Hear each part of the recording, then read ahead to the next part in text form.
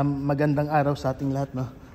Ito yung sinasabi ko kay kabayan natin na na kung makakita ako ng drawing na kung paano malalaman yung near side at saka far side ng parts na ilalagay natin.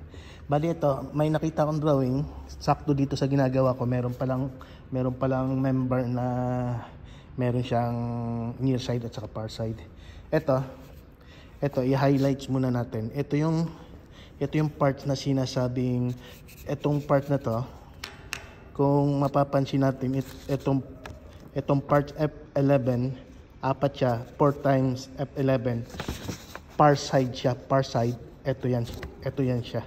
Ito, 2, 3, 4. Yan yung par side. Ibig sabihin ng par side, sa kabilang side siya. Kasi yung drawing natin, yun yung par side natin. Ito par side to, par side to, par side to. Huwag na nating ikwento para ma-explain natin dito. Itong par side na to, kung mapapansin natin, yung parts niya, naka-hidden line siya, naka-hidden line. Ibig sabihin ng hidden line, pinapakita yung part sa kabila. Kaya para ma-visualize natin kung saan nakakabit yung part na yan sa kabila. Pero kapag solid line naman siya, ito yung near side. Near side naman ito. Ito yung kabila niyan. Itong part na to, pero dito tayo sa may kompletong details. Ayan. F11 near side naman siya. Kung mapapansin natin yung pagkakaiba, ito siya solid line. Yung part na yan solid line, ibig sabihin ng solid line, kita mo na sa harapan mo kung ano yung itsura ng part na ilalagay mo, kung saan siya nakapwesto. Ayan, sa harapan mo na siya nakalagay. Tapos kung mapapansin naman natin tong hidden line na yan, yan yung plans ng PFC natin, ng C-channel, na naka-hidden line siya. Ibig sabihin, nakaharap yung C-channel natin dun sa kabila. Ito naman nasa web ng PFC nakakabit. Itong clip na yan. Ayan. Yan. Ito yung sa drawing, no? Ngayon, pupunta tayo sa actual. Kasi nagawa ko na siya actual. Una muna tayo dito sa far side. Ito muna unahin natin far side. Kung mapapansin natin, itong PFC na to, o minsan tinatawag din natin channel, nakaharap siya sa atin. Nakaharap yung position niya. Pero yung kabit natin ng plate dun sa kabila. Kaya siya naka-hidden line siya rito. Kasi nakabase yan sa drawing kung paano ginawa yung drawing. Ayan. Kung mapapansin natin, ayan na. Ito yung PFC natin. Ayan. Pag tinignan natin dito, ayan, diba? Nakaharap dito sa atin. Nakaharap sa atin yung channel, nakaharap. Tapos yung parts na par side na nakalagay sa drawing, 'di ba? Ito 'yan. Nakaharap sa atin, ito yung part na 'yan doon sa likod. Kaya ito siya. Kaya dito tayo para ma-actual natin sa drawing. Ito yung drawing. Yan yung butas niya. Yan. Tapos ito yung plates natin na nakalagay dito par side. Yan. Pag tinignan mo rito, pag itinayo mo yung drawing na ganito, yan yung itsura niya. Yan. Pag itinayo mo yung drawing na ganyan, yan yung itsura niya. Naka-hidden line dito. Dito sinilip siya. Yung hidden line dito yan. Para makita mo yung part sa kabila. Kung saan siya nakalagay. Ayan ngayon.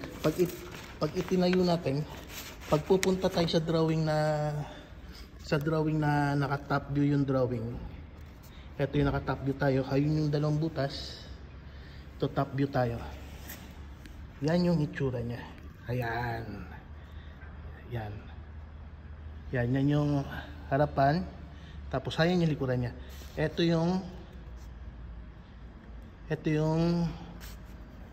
yung parts na nakalagay sa drawing na far side. Sa kabila siya. Ayan. Ayan, tingnan natin yung drawing at saka yung PFC. Ayan yung plates na far side. Isa. Tapos, ayun, meron pa yun doon. 2, 3, 4. Yan. Tapos yung forma ng drawing. Ayan, nakaharap dito yung channel natin, yung PFC. Ayan. At dito naman tayo sa near side. Sa near side siya. Ayan.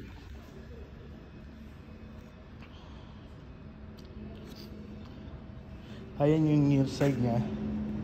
Yan. Yung PFC naman natin, na kung makikita natin to dito, kung makikita natin tong hidden line na to, ibig sabihin, pinapakita yung plans ng PFC na sa kabila siya nakaharap. Pag sinilip natin siya rito, ito yung drawing, no? Ayan, ito yung drawing. Ayan naman yung PFC niya. Sa kabila naman siya nakaharap. Yan. Kaya nakalagay dito sa parts na to near side, kasi pag tiningnan natin yung PFC, eto na mismo nakikita na natin mismo yung parts sa harapan natin. Ayan, nasa harapan natin yung parts. Ayun, 4 yan sila. Kaya lagi natin tatandaan, para hindi tayo magkulang, lagi natin tatandaan yung details kanina na may nakalagay na 4 na piraso na F1 yung parts. Ayan. Kung itatap view natin yung drawing niya, ayan. Ito yung top view ng drawing. Ayun, nasa harapan natin. Nakaharap sa kabila yung PFC. Ayan. Ayan yung top view ng drawing. Ayan. Ayan. Malapit ko na matapos yung ginagawa ko na catwalk. Yung drawing natin dito, yung nakaraan ito. Ito yung drawing natin. Ayan. Ito yung drawing. Ito.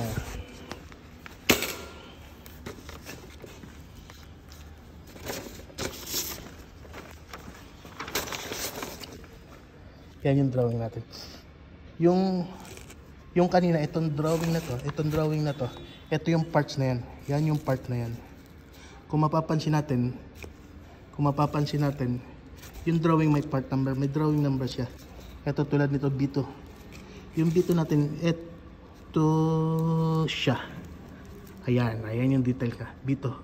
Ito yung side na to.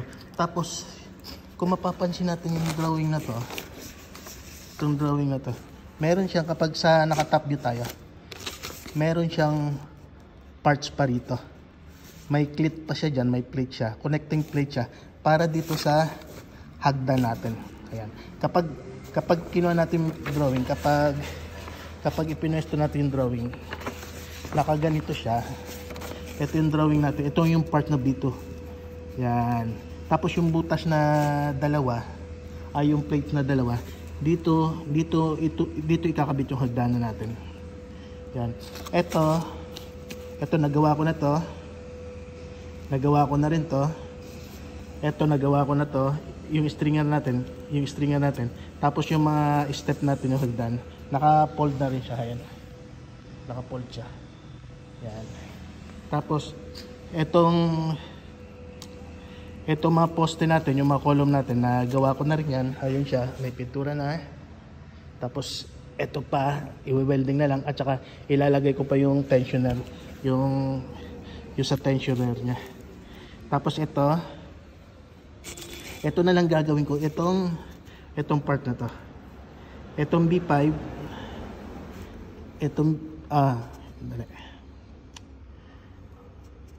B5 at saka B4, itong kabilaan.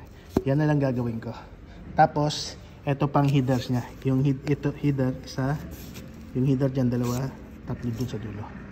Kaya ito na siya. Ayan.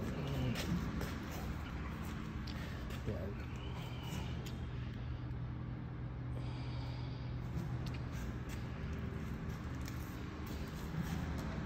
Ayan. Kabayan, dito na lang muna.